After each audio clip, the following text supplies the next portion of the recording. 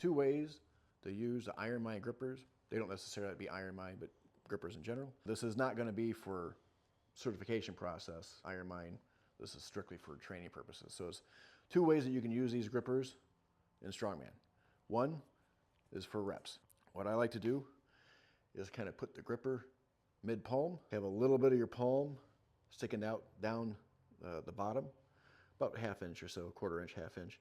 Now from here, your non-squeezy hand pushes into your palm and you guide the handle in with your other fingers, all right?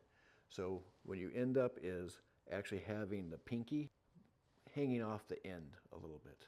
See how it's still in the center, pinky's on the end.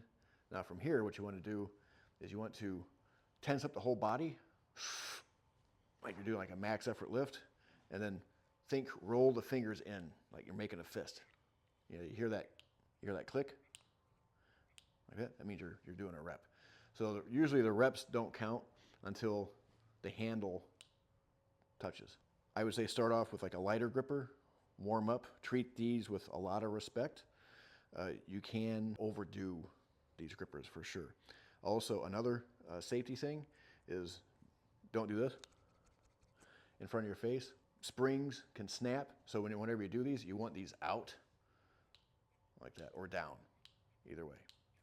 The second way, and one of my favorite ways to use these grippers, is for timed holds. So say if your back is sore from doing deadlifts, farmer's carry, doesn't matter, stone lifts, doesn't matter, and you need to work your grip like statically, these are excellent. So what you do is same setup, put it mid-palm, squeeze, guide your fingers.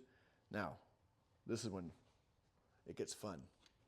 I'm old-fashioned, so I use an analog clock. You set this down, you wait till the hand gets up to like 12, you squeeze, and then you just watch the second hand, and you go as long as you possibly can when you're holding on to this. You know, I mean, if you have like a cell phone, you know, you can do the stopwatch in there. That's fine.